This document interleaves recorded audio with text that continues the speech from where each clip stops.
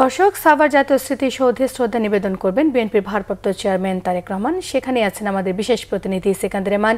সরাসরি যুক্ত হচ্ছি তার সঙ্গে। রেমান, তারেক রহমান কখন নাগাদ স্মৃতিসৌধে পৌঁছবেন? নেতাকর্মীদের উপস্থিতি কেমন দেখা যাচ্ছে সেখানে? বিস্তারিত জানান। আসলে সময়টা আসলে নির্ধারিত করে কেউই বলতে পারবেন না।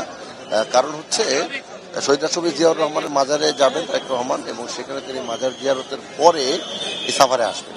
তো সাভারের জাতীয় স্মৃতিসৌধে তিনি শ্রদ্ধা নিবেদন করবেন, কিন্তু পুরো পথে কিন্তু আমরা দেখেছি নেতা কর্মী সমর্থকরা কিন্তু রয়েছেন।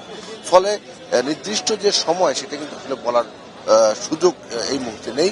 আর সাভার স্মৃতিসৌধের বাইরে নেতাকর্মী সমর্থকরা এখানে অপেক্ষা করছেন। তাদের নেতা, যিনি লন্ডন থেকে গতকালই বাংলাদেশে এসেছেন দীর্ঘ 17 বছর পর, তাকে দেখার জন্য, তার যদি তিনি কিছু বলেন সেই কথা শোনার জন্য এখানে এসেছেন নেতাকর্মী সমর্থকরা। রাস্তার এক পাশে কিন্তু আমরা দেখছি তারা সারিবদ্ধভাবে রয়েছেন। আর সাভার স্মৃতিসৌধের ভিতরে কঠোর নিরাপত্তা ব্যবস্থা জোরদার করা হয়েছে। এখানে বিজিবির সদস্যদের আমরা দেখতে পাচ্ছি, পুলিশ এবং র্যাব সদস্যদের আমরা দেখতে পাচ্ছি।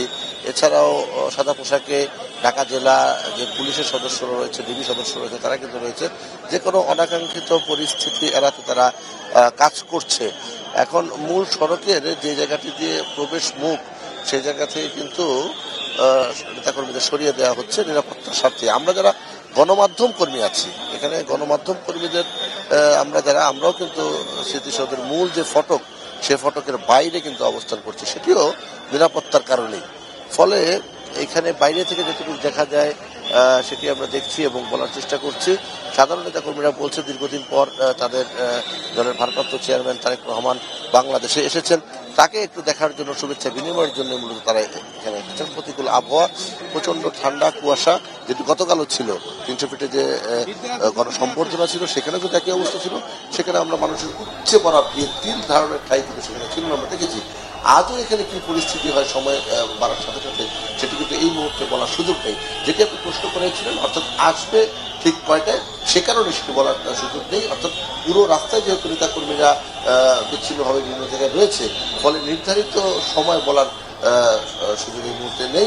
তবে শহীদ রাষ্ট্রপতি জিয়াউর রহমানের মাজার জিয়ারত শেষে তারেক রহমান এখানে আসবেন, সাভার স্মৃতিসৌধে আসবেন এবং মহান মুক্তিযুদ্ধের স্মৃতির প্রতি শ্রদ্ধা নিবেদন করবেন।